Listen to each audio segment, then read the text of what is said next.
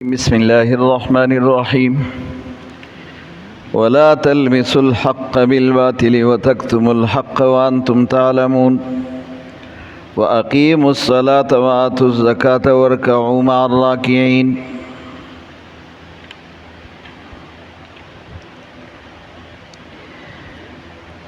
حق بات کو چھپانا بہت بڑا گناہ ہے۔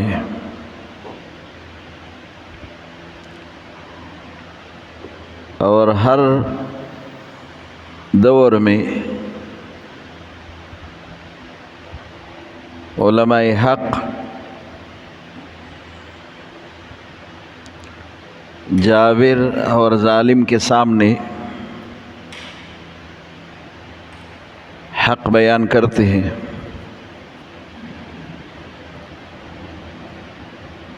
آیت کے ضمن میں ایک واقعہ جس کا آدھا حصہ کل ذکر ہوا اور آدھا حصہ باقی ہے۔ سلیمان ابن عبد الملک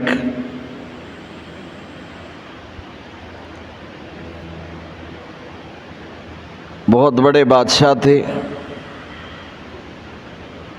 مدینہ تشریف لائے تھے۔ خود ہی عرض کیا تھا کہ یہاں پر کوئی ایسا بندہ جنہوں نے صحابی کو دیکھا ہو، انہی سے تربیت حاصل کی ہو، اگر کوئی ایسا بندہ موجود ہو تو ان کو میرے پاس لایا جائے۔ ابو حازم رحمۃ اللہ علیہ یہ سے بزرگ تھے جنہوں نے صحابہ سے تربیت حاصل کی تھی۔ وہ ان کے دربار میں پیش ہوئے تھے۔ انہوں نے ان سے کئی سوالات کیے جن کا کچھ حصہ کل ذکر ہوا۔ سلیمان ابن عبد الملک نے سوال کیا کہ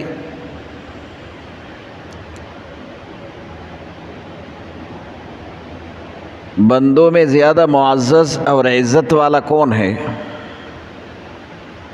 تو ابو حازم رحمۃ اللہ علیہ نے کہا کہ جن کا عقل سلیم ہو، جو عقل سلیم رکھتا ہے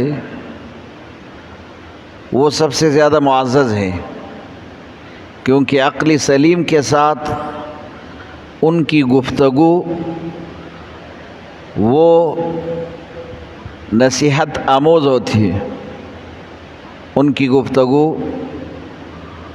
وہ شریعت کے قریب اور سنت کے قریب ہوتی ہے۔ اس لیے کہا کہ جو عقل سلیم ہے وہ جو عقل سلیم رکھتا ہے وہ سب سے بڑا معزز ہے۔ تو سلیمان نے کہا کہ کون سا عمل افضل ہے کہ انسان کرے، کون سا عمل افضل ہے؟ فرمایا کہ فرائض اور واجبات کو ادا کرنا اور ایسے ادا کرنا کہ حرام چیزوں سے اپنے آپ کو بچائے۔ جو چیزیں اللہ نے منع کی ہے اور جو چیزیں شریعت نے حرام قرار دیا اس سے اپنے آپ کو بچائے۔ فرائض اور واجبات اس کو بر وقت ادا کیا جائے، کیونکہ ہر فرض حکم الہی، یہ ایسا حکم ہے کہ اگر انسان کی طرف متوجہ ہو تو صرف ادا کرنے سے ہی یہ پورا ہو جاتا ہے۔ جب تک ادا نہیں کریں گے آدمی گناہگار ہوگا۔ اس لیے کہا کہ فرائض اور واجبات، سنت اور نوافل تو بعد کی بات ہے، فرائض اور واجبات کو اس طرح ادا کرنا کہ ہر حرام چیز سے بچا جائے۔ یہ کہا کہ یہ سب سے بہترین عمل ہے۔ کون سا عمل افضل ہے؟ تو اس کے جواب میں یہ کہا سلیمان نے کہا کہ پھر آپ یہ بتا دیں کہ صدقہ کون سا افضل ہے، کہ آدمی صدقہ دے تو کون سا صدقہ افضل ہے؟ ابو حازم رحمۃ اللہ علیہ نے کہا کہ اپنے طاقت اور استطاعت کے مطابق ایسا خرچ کرنا کہ حقدار کو اس کا حق ملے، اور کسی کا حق آپ کے ذمے نہ لے، کسی کا حق آپ کے ذمے نہ ہو بلکہ حقدار کو اس کا حق ملے، اور پھر اس طرح خرچ کرنا کہ خرچ کرنے کے بعد آپ کسی کو جتلائے نہ، کسی کو جتلائے نہ، معنی مصرف میں بھی خرچ ہو کہ حقدار کو حق ملے۔ اگر کوئی فقیر ہے، کوئی مسکین ہے، کوئی غریب ہے اور ان کا حق آپ کے مال میں ہے تو آپ اپنے مال میں سے ان کا حق ادا کرو، اور پھر اسی طریقے سے ادا کرو کہ پھر اس کو جتلائے نہ، منگ ورته زباده نه ویو چې زباده نه پکې نه، بیا دغه حق پسې داسې خبرې نه چې په هغې باندې ته خپل حق ثبات کړې، جتلائے نہ پھر کہ فلاں وقت میں آپ مجبور تھے، میں نے آپ کے ساتھ یہ احسان کیا تھا، آپ فقیر تھے، میں نے یہ تعاون اور مدد کیا تھا، جتلائے نہ۔ تو سلیمان ابن عبد الملک نے کہا مسلمانوں میں کون سب سے زیادہ احمق ہے، بے وقوف کون ہے؟ اب مسلمانوں میں دیکھا جائے تو بے وقوف کون ہے؟ ابو حازم رحمۃ اللہ علیہ نے کہا وہ آدمی سب سے بڑا بے وقوف ہے جو ظالم کی مدد کرے، وہ آدمی سب سے بڑا بے وقوف ہے جو ظالم کی مدد کرے۔ ظالم کی مدد کرنا یہ بڑی بے وقوفی ہے، کیونکہ اللہ پاک نے خود ہی فرمایا کہ جو ظالم کی مدد کرے وہ ظالم کے ساتھ ہی شمار ہوگا۔ رسول اللہ صلی اللہ علیہ وسلم کی حدیث ہے من مشى مع ظالم، جس نے ظالم کی مدد کی وہ بھی ظالم ہو گیا، وہ ظالم کے ظلم میں اس کے ساتھ برابر کا شریک ہے۔ تو سلیمان ابن عبد الملک نے کہا کہ ہمارے بارے میں آپ کا کیا خیال ہے؟ پھر کہا کہ ہمارے بارے میں پھر آپ کا کیا خیال ہے؟ ابو حازم ایک عام اور درویش آدمی ہے، مدینہ کے رہنے والے، اور یہ 3 برادم کا بادشاہ سلیمان ابن عبد الملک، وہ ان سے سوال کر رہے کہ آپ بتائیں ہمارے بارے میں آپ کا کیا خیال ہے؟ یعنی ہم جو بادشاہ گزرے، میں اور میرے والد اور پردادا دادا یہ سب جو بادشاہ گزرے، ہمارے بارے میں آپ کا کیا خیال ہے؟ ابو حازم نے کہا تمہارے آبا و اجداد نے بزور شمشیر، بزور تلوار، بزور طاقت حکومت کو قبضہ کیا، مطلب اس پر تسلط قائم کیا، اور تم حکمران بن گئے، اور بہت لوگوں کو تم نے قتل کیا، بہت سارے لوگ جو تمہارے مخالف تھے تم نے ان کو قتل کیے، اور بہت سارے ایسے لوگ جو تم نے ان کے اوپر ظلم کیے۔ کاش آپ کو معلوم ہوتا کہ تمہارے وہ آبا و اجداد جو اب دنیا سے جا چکے وہ کیا کہتے ہیں، اور ان کو کیا کہا جاتا ہے، وہ کیا کہتے ہیں اور ان کو کیا کہا جاتا ہے، کہ ان کا معاملہ اللہ کی دربار میں کیسا ہے۔ کاش تمہیں معلوم ہوتا کہ تمہارے آبا و اجداد جو اب قبروں میں ہے وہ کیا کہتے ہیں اور ان کو کیا کہا جاتا ہے، یہ تمہیں معلوم ہوتا کاش۔ اتنی باتیں جب ابو حازم نے سلیمان ابن عبد الملک اتنے بڑے بادشاہ کے سامنے کہی، یہ حق بات کہنا آسان نہیں تھا، اتنی باتیں کہی، ان کے منہ پر ان کا کوئی تعریف نہیں کیا، بلکہ ان کو وہ باتیں بتائی کہ جس سے ان کا اصلاح ہو، اور یہ حق گو تھے۔ ظاہر صحابی نے اسے، صحابی کے ساتھ ان کی ملاقات ہوئی اور ان سے تربیت حاصل کی تھی، تو کسی نے ابو حازم کو کہا کہ تم نے تو بہت برا کیا، بادشاہ کو اتنی سخت باتیں کہی، یہ تو خلیفہ ہے، 3 براعظم کا حکمران ہے، آپ نے ان کو اتنی سخت باتیں کہی، یہ تم نے بہت برا کیا۔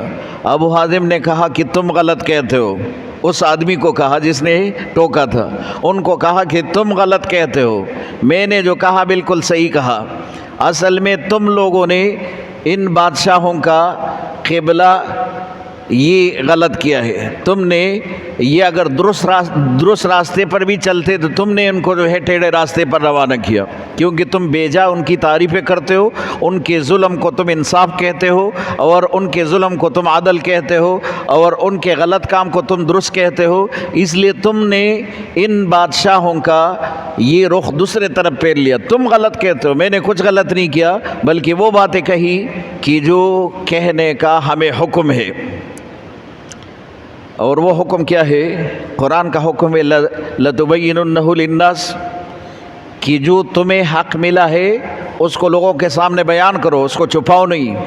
یہ علماء کو حکم ہے، یہ مسلمان کو حکم ہے کہ تمہیں حق بات کہنے کا حکم ہے کہ جو تمہیں اللہ کی طرف سے حق ملا ہے اس کو بیان کرو، اس کو چھپاؤ نہیں، کسی کے خوف سے، کسی کی ڈر سے کہ یہ مجھے نقصان پہنچائے گا۔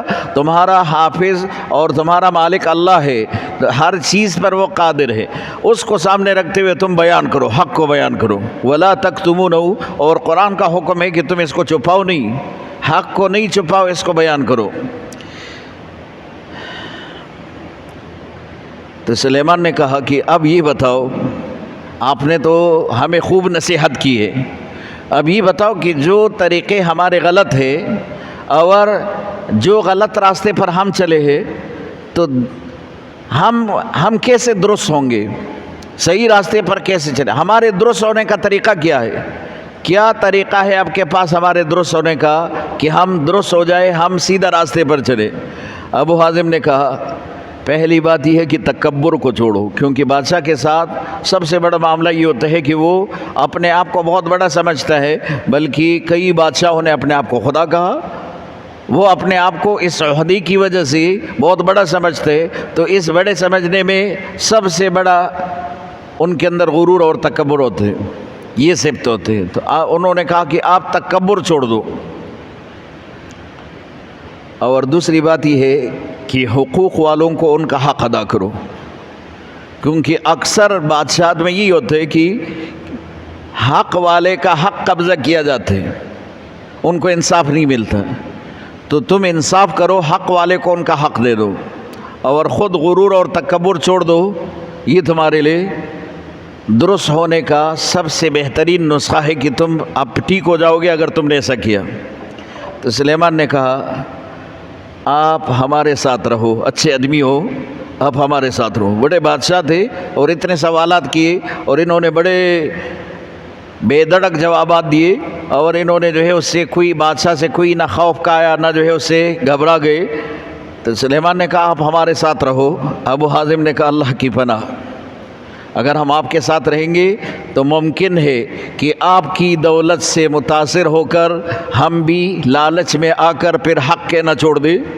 اگر ہم آپ کے ساتھ رہے تو آپ کی دولت سے متاثر ہو کر پھر آپ کے ہی دربار میں حق کہنا ہی چھوڑ دیں، تو ہم آپ کے ساتھ نہیں رہ سکتے، آپ کے ساتھ نہیں رکھ سکتے۔ جتنا ہم بادشاہوں سے دور رہیں گے اتنا ہی حق بیان کریں گے، اگر آپ کے قریب آ گئے تو لالچ میں کہیں ایسا نہ ہو کہ حق کہنا ہی چھوڑ دے۔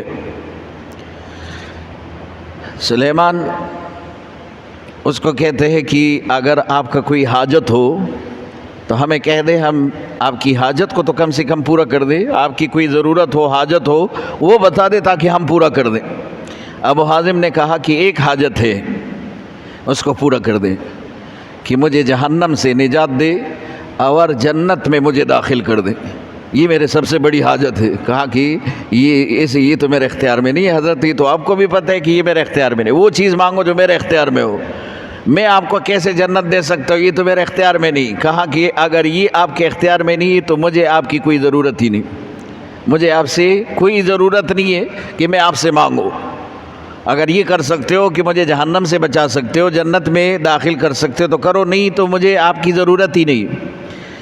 تو سلیمان نے کہا کہ چلو پھر آپ ایسا کریں، میرے لیے دعا تو کرے، آپ میرے لیے دعا کریں۔ تو ابو حازم نے کہا اے اللہ، اگر یہ سلیمان آپ کو پسند ہے، اگر یہ سلیمان آپ کو پسند ہے اور یہ آپ کا پسندیدہ ہے تو آپ ان کو دنیا میں عزت دیں، آپ ان کو دنیا اور آخرت میں عزت دیں۔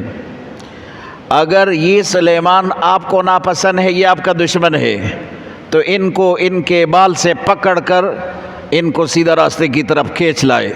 یہ ان کی دعا تھا ان کی، کہ اگر یہ سلیمان آپ کو پسند ہے تو یہ اللہ پھر ان کو دنیا اور آخرت کی عزت دے دے، اگر یہ آپ کو ناپسند ہے اور یہ آپ کا دشمن ہے تو پھر ان کے بالوں سے ان کو پکڑ کر ان کو سیدھے راستے پر لیا۔ سلیمان نے مجلس کے بعد اشرفیوں کی ایک بڑی تھیلی جس میں 100 گنیاں، یہ بہت بڑی رقم تھی، جو ان کو ان کے گھر بھیجوائی، ان کے جانے کے بعد ان کے گھر بھیجوائی، اور کہا کہ یہ آپ کا ہدیہ ہے۔ تو انہوں نے ایک دم ایک کاغذ نکالا جس کے اوپر خط لکھا، اور اس نوکر کو کہا تم رک جاؤ، اس خط کے ساتھ یہ پیسوں کا تھیلا واپس بادشاہ کو دے دو۔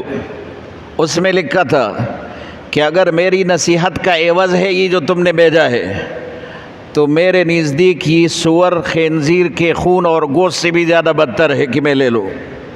یہ تمہارا یہ تیلا پیسوں سے بھرا ہوا اگر میرے نصیحت کا عوض ہے تو میرے لیے خنزیر سور کے گوشت اور خون سے زیادہ بدتر ہے کہ میں اس کو لے لوں۔ اگر یہ علماء کے لیے ہدیہ ہے تو صرف میں عالم نہیں ہوں، اگر ملک میں باقی علماء کو اتنا رقم ملا ہو تو پھر میں لے سکتا ہوں، اگر باقی علماء کو نہیں ملا اور یہ صرف جو میں آپ کے دربار میں آ کر آپ کو نصیحت کرتا ہوں مجھے ملا ہے تو یہ واپس کر دو، میں ایسے ہدیے کو قبول نہیں کر سکتا۔ اور ان کی اس رقم کو اس نوکر کے حوالے کر کے واپس بھیجا۔ یہ مفتی شفیع صاحب نے اس آیت کے ضمن میں لکھا ہے کہ دیکھو لا تلبسوا الحق بالباطل، کبھی حق کو باطل کے ساتھ گڑبڑ نہ کرو، وتکتموا الحق، کہ اس کے ذریعے تم حق کو چھپاؤ، مخاطب کو حق ہی سمجھ میں نہ آئے، وانتم تعلمون، حالانکہ تمہیں معلوم ہے کہ حق کیا ہے، اس کے باوجود تم حق چھپانے کی کوشش کرتے ہو، تو ایسا نہ کرو۔ وَأَقِيمُوا الصَّلَاةَ، نماز قائم کرو، وَآتُوا الزَّكَاةَ، زکوٰۃ ادا کرو، وَارْكَعُوا مَعَ الرَّاكِعِينَ، رکوع کرنے والوں کے ساتھ رکوع کرو، مانا جماعت کے ساتھ نماز پڑھو، جہاں جماعت ہو رہی ہے وہاں پر نماز پڑھو۔ نماز با جماعت یہ اللہ کو بہت پسندیدہ عمل ہے۔ رسول اللہ صلی اللہ علیہ وسلم نے فرمایا کہ کوئی آدمی بلا عذر اپنے گھر میں نماز پڑھتا ہے، مسجد کی آواز سنتا ہے، اس کی نماز اس کے گھر میں ادا ہی نہیں ہوگی۔ اور بہت سخت حکم فرمایا، سخت حکم، لا صلاۃ لجار المسجد الا فی المسجد، مسجد کا کوئی پڑوسی اپنے گھر میں نماز پڑھے تو اس کی نماز ادا ہی نہیں ہوگی۔ پڑوسی مسجد کا کون ہے؟ جو مسجد کی اذان سنے۔ ایک صحابی آیا عبداللہ ابن مکتوم کے علاوہ، وہ بھی آندھے صحابی بڑے عمر کے تھے، اور ان کا واقعہ آپ نے شاید کئی بار سنا ہو۔ رسول اللہ صلی اللہ علیہ وسلم کو کہا کہ کئی بار ایسا ہوتا ہے میرے ساتھ کہ میرے ساتھ کوئی آدمی نہیں ہوتا کہ مجھے پکڑ کے مسجد میں لائے، اور میں خود راستے میں ٹوکر کھا کے گر جاتا ہوں، تو اس لیے میں گھر میں نماز پڑھو یا رسول اللہ مجھے اجازت دے۔ حضور نے فرمایا کہ ٹھیک ہے، آپ کا عذر ہے، آپ گھر میں نماز پڑھے۔ وہ آدمی دروازے تک نہیں گیا تھا کہ رسول اللہ صلی اللہ علیہ وسلم نے پھر اس کو بلایا کہ آپ اذان سنتے ہو؟ اس نے کہا جی اذان تو سنتا ہو۔ کہا کہ مسجد میں آ کے نماز پڑھو، گھر میں آپ نہیں پڑھ سکتے۔ اس اندھے صحابی کو کہا، جو نابینا تھے ان کو کہا کہ آپ گھر میں نماز نہیں پڑھ سکتے جب تک کہ مسجد میں آ کے نماز نہ پڑھے، آپ کی نماز نہیں ہوگی۔ وہ مشہور واقعہ کہ پھر اس نے جو ہے ایک رسی لگائی تھی کہ کوئی نہ ہو تو رسی پکڑ کے وہ مسجد میں آئے۔ یہاں نماز کا حکم ہے، کیونکہ دنیا کی دولت، لذات، خواہشات اور انسان کو ان چیزوں میں لگاتا ہے جو اللہ سے دوری کا سبب ہے۔ نماز ہی واحد حل ہے کہ وہ انسان کو اللہ کے قریب لے جاتا ہے۔ مال اللہ سے دور کرنے کا بڑا ذریعہ ہے، اور نماز اللہ کے قریب ہونے کا بڑا ذریعہ ہے۔ اس لیے کہا کہ تم اقیم الصلاۃ، نماز کو قائم کرو، اور جب تمہاری نماز درست ہوگی سارے معاملات آپ کے حل ہوں گے۔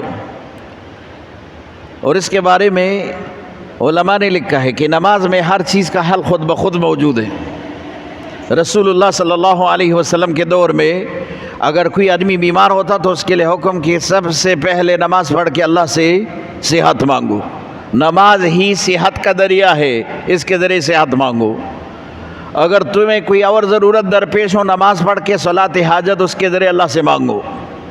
نماز مسائل کا حل ہے، اس لیے کہا کہ نماز پڑھو، اقیم الصلاۃ، نماز قائم کرو، کیونکہ اس کے ذریعے تم خدا کے قرب کے ساتھ اپنے سارے مسائل بھی حل کر سکتے۔ اور آپ نے بارہا سنا ہے کہ نماز کی فرضیت پر صحابہ نے بہت بڑے خوشی کا اعلان کیا تھا، بہت بڑا صحابہ نے جو ہے بہت بڑی خوشی منائی تھی اس پر۔ اور یہ کیوں منائی کی؟ یہ تو براہ راست اللہ سے اپنے مسائل حل کروانے کا اور اپنے مسائل یقیناً اس نماز کے لیے ہم حل کر سکتے ہیں، تو یہ اللہ کی طرف سے بہت بڑا تحفہ ہے۔ مولانا الیاس رحمۃ اللہ علیہ کے بارے میں بہت مشہور واقعہ ہے۔ ان کے ہاں مہمان آئے تھے،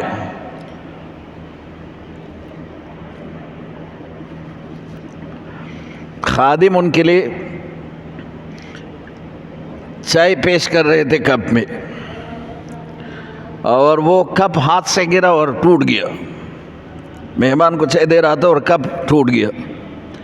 مولانا الیاس رحمۃ اللہ علیہ کو اس پر غصہ تو آیا، لیکن ان کو یہ کہا کہ ابھی تک آپ کی نماز درست نہ ہوئی، ابھی تک آپ نے اپنے نماز پر محنت نہیں کی۔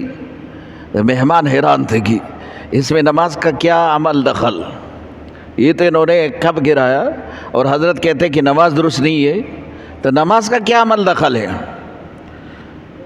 تو وہ مہمان کی حیرانی کو دیکھ کر خود پوچھا کہ آپ اس پر حیران ہیں کہ میں نے ان کو نماز کے بارے میں کہا؟ جی ہم اس پر حیران ہیں کہ انہوں نے غلطی کی، کب گرایا، تو ان کی غلطی تھی، نماز کا کیا عمل دخل ہے؟ تو مولانا الیاس رحمۃ اللہ علیہ نے کہا دیکھو، حدیث میں ہے کہ جو آدمی نماز پڑھتا ہے اللہ پاک اس کو ہر پریشانی سے بچاتے ہیں۔ اس کپ پر ہمارا خرچہ ہوا، ہمارا پسینہ گرا اور ہم نے پیسہ کمایا، اس پیسے سے یہ کپ لیا، اور اس کپ توڑنے پر، اس کپ ٹوٹنے پر کیا ہو جاتا ہے؟ انسان کے دل کو دکھ تو ہوتا ہے کہ اس پر پیسہ خرچ ہو گیا تھا اور یہ ٹوٹ گیا۔ اور یہ کون نہیں ہوتا کہ اس پر غصہ نہیں کرتا؟ اور آج کل تو بہت زیادہ کہ ہم تو ہر چیز دنیا پر جو ہمارا پیسہ خرچ ہوتا ہے اس پر تو ہم دکھ کا اظہار کرتے، غصے کا اظہار کرتے۔ ہاں یہ ہے کہ سنت اگر گھر میں کوئی توڑے، اگر گھر میں کوئی چھوڑے، اگر گھر میں اس پر کوئی عمل نہ ہو تو اس پر کوئی پرواہ نہیں، کیونکہ اس پر ہمارا کوئی خرچ نہیں ہوا۔ خرچ ہوتا ہے دنیا پر، اور دنیا کی ہر چیز پر پھر ہمیں پریشانی ہوتی ہے۔ تو کہا کہ نماز سے یہ مسئلہ تو حل ہوتا ہے کہ پھر پریشانی سے اللہ بچاتے، اور یہ پریشانی جو آتی ہے اس وجہ سے کہ نماز ہی درست نہیں ہوا۔ اور دوسرا یہ کہ اگر چاند گرہن، سورج گرہن پر نماز کا حکم ہے کہ وہ گرہن سے آزاد ہوتے، ہمارے 2 رکعت نماز پڑھنے پر چاند گرہن سے آزاد، سورج گرہن سے آزاد، تو پھر آسمان کا مسئلہ اگر ہمارے نماز سے حل ہوتا ہے تو زمین کے مسائل ہمارے نماز سے کیسے حل نہیں ہوں گے؟ ہمارے سارے مسائل نماز سے حل ہوں گے۔ اقیم الصلاۃ وآتوا الزکوٰۃ، نماز قائم کرو اور زکوٰۃ ادا کرو۔ زکوٰۃ آپ کے مال کی پاکی ہے، اور اس کو کبھی بھی نقصان نہ سمجھو۔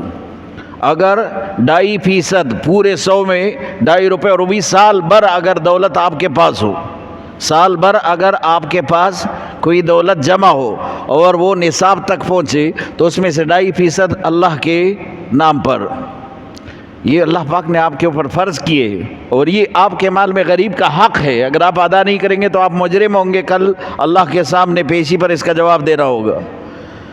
اور یہ کہا کہ دیکھو، نماز اگر آپ پڑھیں گے نا تو بہترین نماز وہ جو جماعت کے ساتھ ہو۔ وَارْكَعُوا مَعَ الرَّاكِعِينَ، رکوع کرنے والوں کے ساتھ رکوع کرو، جماعت کرنے والوں کے ساتھ جماعت پڑھو، جماعت کی نماز پڑھو۔ امام مالک رحمۃ اللہ علیہ تو کہتے ہیں کہ اکیلا نماز ہے ہی نہیں، ہر نماز جماعت کے ساتھ۔ اگر ایک آدمی نے جماعت کے ساتھ نماز نہیں پڑھی، محلے میں ڈھونڈنا پڑے گا کسی کو کہ ان کے پیچھے کھڑے ہو جائے اور وہ پھر نماز پڑھے، جنہیں اکیلا نماز ہی نہیں پڑھ سکتا۔ تو نماز جماعت کے ساتھ۔ رسول اللہ صلی اللہ علیہ وسلم کتنے شفیق امت کے لیے، کتنے مہربان ہیں۔ خود ہی فرماتے، حدیث کا مفہوم ہے، آپ نے بارہا سنا کہ حضور صلی اللہ علیہ وسلم فرماتے کہ اگر کوئی آدمی گھر میں ہوتا ہے اور مسجد میں نہیں آتا نماز پڑھنے کے لیے، اور میں چاہتا ہوں کہ نوجوانوں کو اکٹھا کرو، پھر جو ہے وہ ان سے کافی ایندھن سارا لکڑی وغیرہ جمع کر کے، اور پھر اس آدمی کو گھر سمیت اس کو جلا دو جو گھر میں نماز پڑھتے، جو مسجد میں نہیں آتا، باوجود اتنے شفقت کے رسول اللہ اتنا سخت حکم کیوں کہتے، سخت حکم کیوں فرماتے؟ کیونکہ نماز محتم بشان بہت بڑی عبادت ہے، اور یہ نماز جو جماعت کے ساتھ ہو یہ اللہ کو بہت زیادہ محبوب ہے، اس لیے نماز ہمیشہ جماعت کے ساتھ پڑھو۔ آخر دعوانا